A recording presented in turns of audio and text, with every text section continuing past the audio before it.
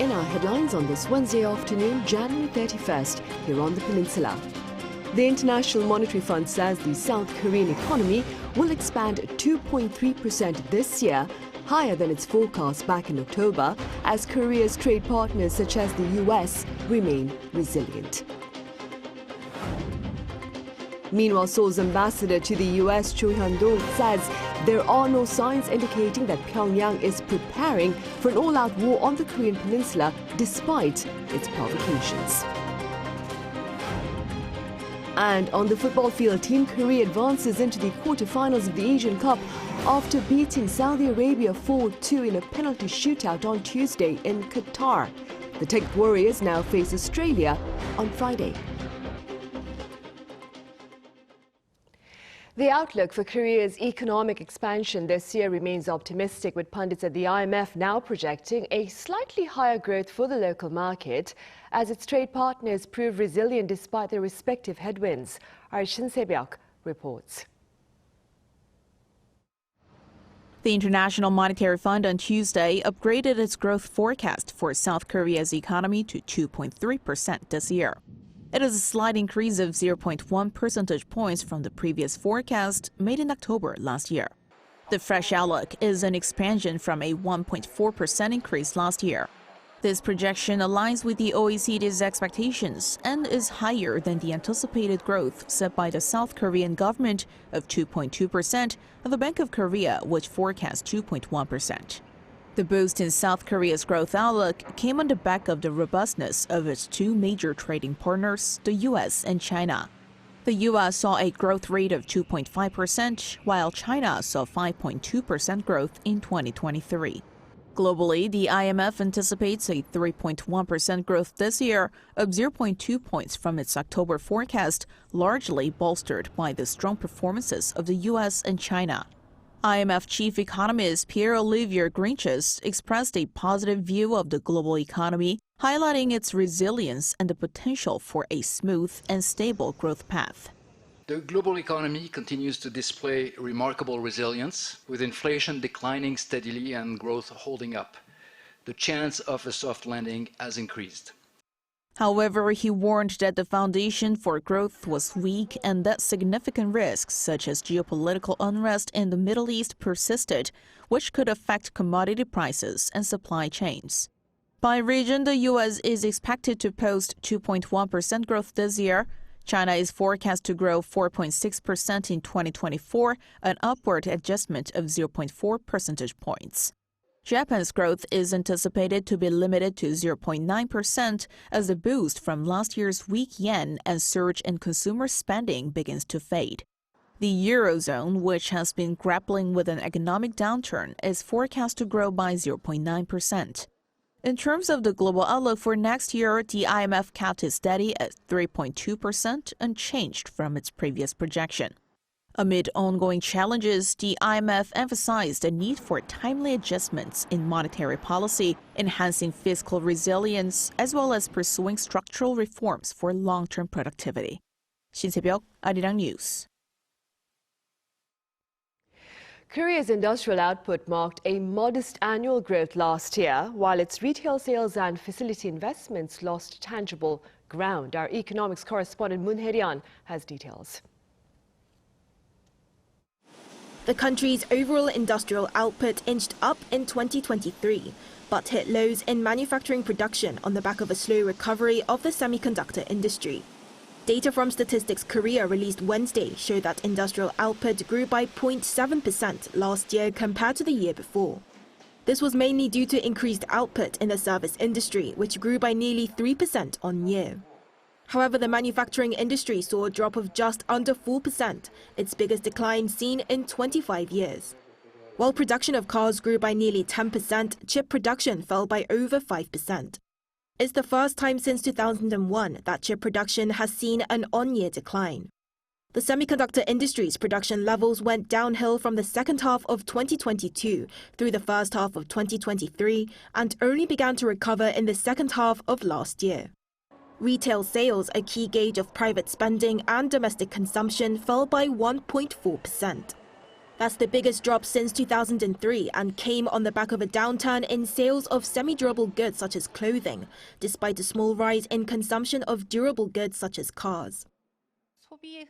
The trend of spending in the service sector was reflected in the data this year. We also expect prices and interest rates to have an impact on data. South Korea's consumer prices were up 3.6% in 2023 due to soaring energy prices and unstable weather patterns, raising prices of agricultural products such as fruit. Facility investments also saw a large drop of over 5%, the largest decline in 4 years. The machinery and transport sectors both saw a downturn compared to 2022. Construction orders for housing and buildings fell by more than 30% last year, while it increased by 20% for railway track construction. 문혜련, Arirang News. In the corporate arena, Samsung Electronics confirms a plunge in profits last year, but projects stronger earnings this year on the back of premium chips and AI phones. Our business correspondent Park Gun-woo has more. Samsung Electronics business report card for the fourth quarter of 2023 showed an on-year plunge in operating profits, in line with its earnings guidance revealed earlier this month. According to the company on Wednesday, Samsung recorded operating profits of 2.82 trillion Korean won, or around $2.1 billion during quarter 4 last year. Dow was a decrease of over 34% on year due to deficits in the semiconductor sector. The chip sector's deficits were at 2.18 trillion won during the October to December period and 14.87 trillion won annually in 2023.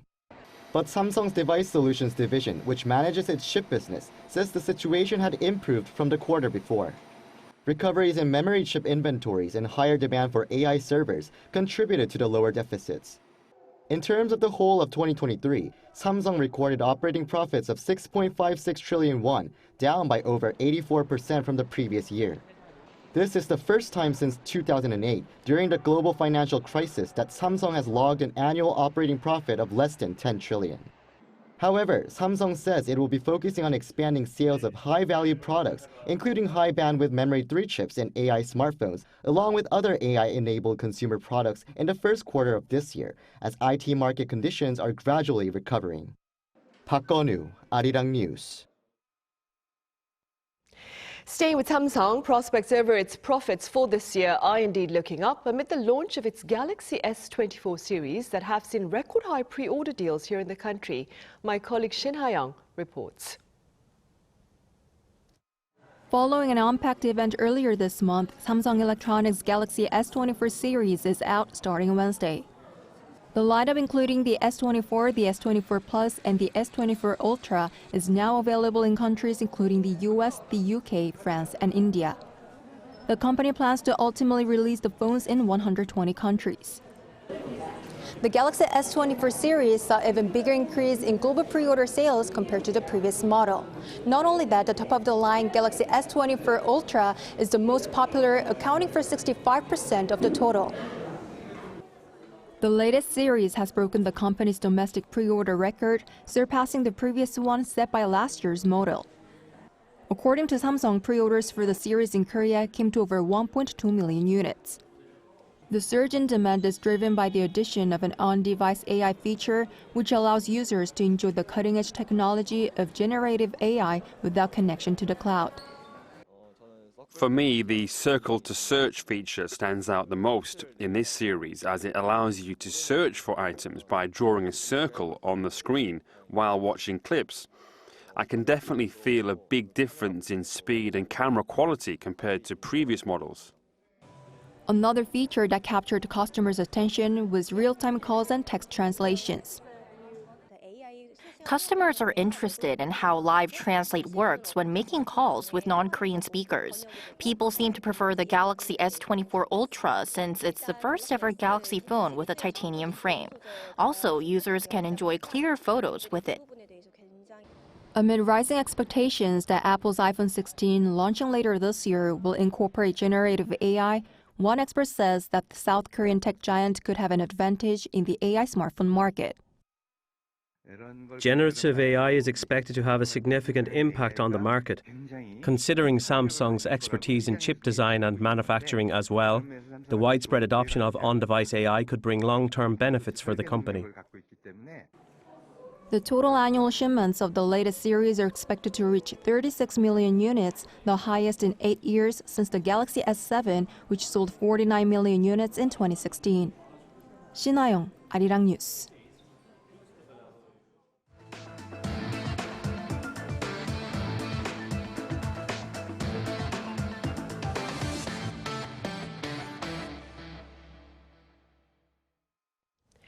North Korea says its missile launches earlier on Tuesday involved the Hwasal-2 cruise missiles. According to its state-run media on this Wednesday, the test sought to check the speed of its counter-attack posture and to bolster its strategic striking capability. The report also claimed the regime's test did not pose a threat to its neighboring countries. Photographs of the test were also disclosed this time around to presumably show that the missile is capable of flying at low altitudes. Meanwhile, Seoul's top diplomat over in Washington has dismissed speculation of Pyongyang preparing for an all-out war on the Korean peninsula, despite its rampant provocations and hostile rhetoric. Our Lee Seung-jae covers his remarks. Speaking to reporters on Tuesday in Washington, South Korea's ambassador to the United States, Choi Hyun-dong, said Seoul will not be swayed by Pyongyang's continuous provocations and threats. According to Cho, in a situation where the North's aggressive rhetoric and provocations are increasing, South Korea will strengthen its cooperation with the U.S. and Japan. He also reiterated President Yoon Suk-yeol's remarks that Seoul will never be perturbed or will never bow to those provocations. Seoul's envoy to Washington said that despite the heightened tensions, South Korea and its allies will continue to push for dialogue with North Korea. But earlier reports say South Korea and the U.S. agree that although North Korea has recently continued to make high-intensity threats against South Korea, the North does not appear to be preparing for an all-out war. Meanwhile, North Korea continues to deny accusations that it transferred ballistic missiles to Russia. Speaking at the UN Conference on Disarmament in Geneva on Tuesday, acting ambassador to North Korea's permanent mission to Geneva, Bang Kwang-hyuk, stressed that there was no such transfer of weapons to Russia and that there's no reason to respond to groundless allegations created by the U.S. He also said the development of nuclear weapons and missile tests is exercising North Korea's right to self-defense. Bang also slammed the EU for only taking issue with North Korea's missile tests, while remaining silent about what he referred to as U.S. military provocations that pose a serious threat to peace and security on the Korean peninsula. Lee Seung-jae, Arirang News. Separately, President Yoon Suk-yeol believes North Korea may attempt to interfere with the April parliamentary election here in South Korea. Speaking at a meeting on integrated defense earlier on this Wednesday, he added related activities may include border provocations, cyber attacks, and fake news. He also cast doubt on the rationale of North Korea's constitutional amendment to further advance its hostile nuclear weapons ambitions. The annual gathering also covered practical responses to North Korea's provocations this year. In neighboring Japan, the removal of a monument to mark the plight of Korean forced laborers has led to fresh friction between relevant authorities and civic groups there. Our foreign affairs correspondent Pei Eun-ji explains. Remembrance, reflection, and friendship. This is what's written on the front of a monument at a park in Gunma Prefecture, Japan, in 3 languages: English, Korean, and Japanese. On the back, it says Japan reflects deeply on the historical facts that caused significant damage to the Korean people, and that it will never repeat the same mistakes. The memorial was built 20 years ago by a civic group in Japan to remember the Korean victims who were forced to work as laborers during Japan's colonial rule of Korea from 1910 to 1945. It was mainly created to promote friendship between the 2 neighboring countries and the public's understanding of the history. But in 2014, Gunma Prefecture refused to renew the state permit, claiming there was a violation of rules after a civic activist made inappropriate political remarks in front of the monument.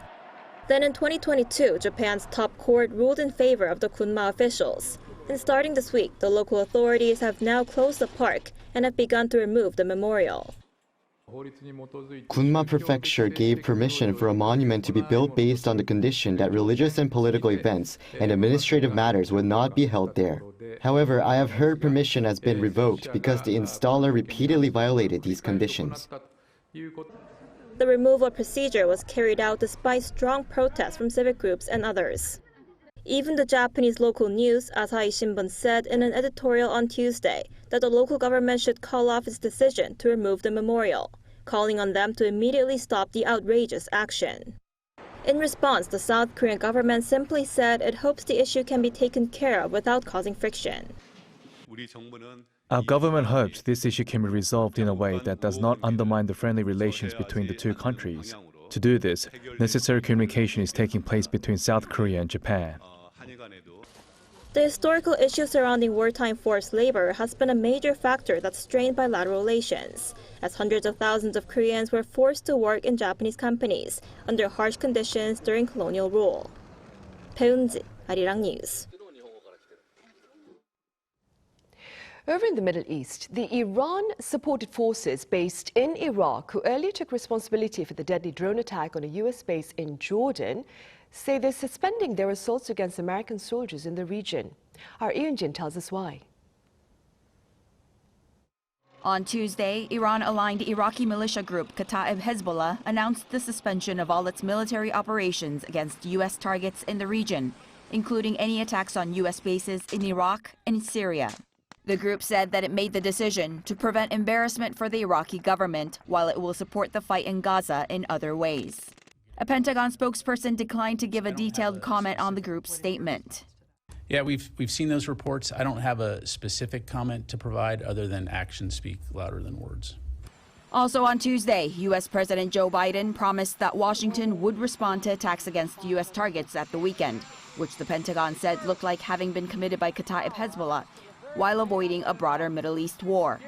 On Sunday, a deadly drone attack killed 3 U.S. service members and wounded more than 40 at a small base near the Jordan-Syria border.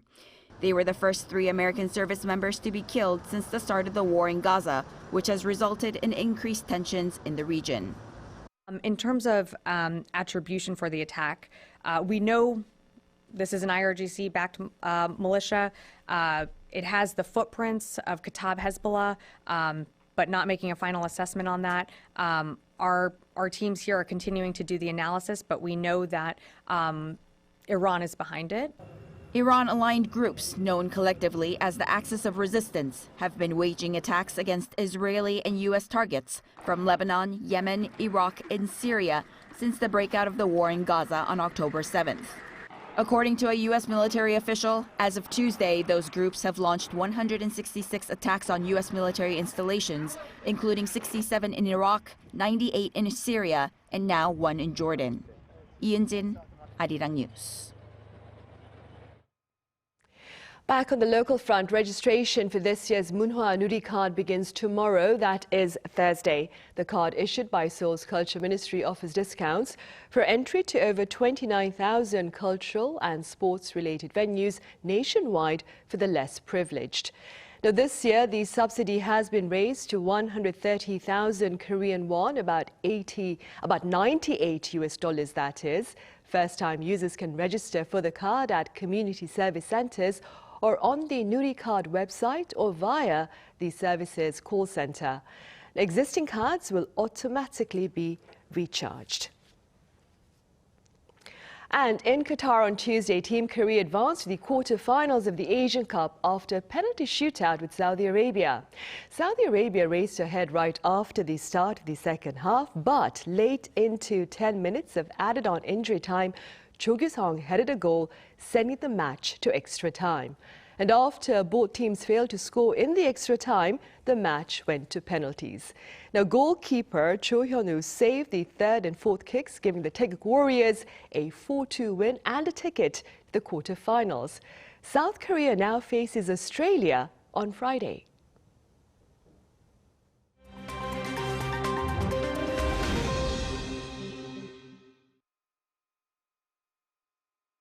Let's take a look at the latest news in the world now.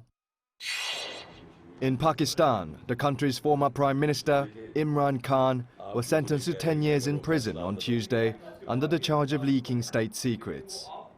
The former international cricketer already began serving a 3-year prison sentence in August last year after being convicted of corruption. According to Khan's PTI party, the 71-year-old popular former PM and cricket superstar was found guilty of publicizing the contents of a secret message sent by Pakistan's ambassador in Washington to the government in Islamabad. Tuesday's legal proceedings, however, raised questions as they did not take place in a public courtroom. Instead, a closed court was set up under the Official Secrets Act in Rawalpindi's Adiala jail, where Khan is detained alongside his former foreign minister, Shah Mahmood Qureshi. Khan's lawyers protested, saying that the trial was highly unconstitutional. The conviction comes only about a week before Pakistan's February 8th general election, where Khan is barred from standing. Imran Khan was ousted as a prime minister by his opponents within the PTI party in 2022. Tech billionaire Elon Musk's Neuralink company on Sunday implanted a wireless computer chip in a human brain for the first time.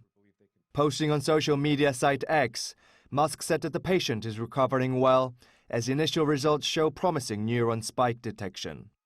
Musk said in another post that Neuralink's first product would be called telepathy, which would enable people to control their phones or computers just by thinking. But the first users will be the people who have lost the use of their limbs. Elon Musk's Neuralink has been under scrutiny for safety protocols. It was recently fined for violating federal restrictions on the transport of hazardous materials. In May last year, Neuralink received US FDA clearance for the company's first human clinical trial. The world's largest parcel delivery company, United Parcel Service, announced on Tuesday that it will lay off 12,000 employees as part of an effort to save the firm $1 billion in costs. UPS said that the managers and contractor positions will make up the majority of the cuts. The delivery service giant said that the volume, revenue, and operating profits declined in the last quarter across all its business segments, including the new contract with the Teamsters Union, which increased the company's labor costs. At the end of 2023, the UPS had about 495,000 employees globally. Kim Siyoung, Arirang News.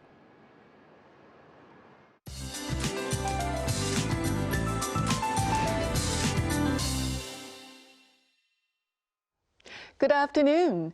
The last day of January began under cloudy skies in most places, and those in southern provinces need an umbrella, while people in central parts of the country need a quality face mask. In fact, Sejong and Chungcheong-Namdo province are under emergency fine dust reduction measures today. Meanwhile, rain in the south should let up in the afternoon, but Jeju will see rain through tonight with up to 10 millimeters in the forecast. But the rain-free region will see sunnier skies as the day goes on. Then afternoon highs are 1 to 5 degrees higher than yesterday. Seoul and Chuncheon getting up to 9 degrees, Jeju topping out at 15 degrees Celsius. Athletes in Gangwon-do should notice much warmer temperatures under brighter skies with decent air quality there. Fine weather is in the forecast for you today. Meanwhile, Ipchun, the onset of spring on the seasonal calendar, is right around the corner. But the East Coast is forecast to receive heavy snowfall at the end of this week. That's Korea for you, and here's a look at the international weather conditions.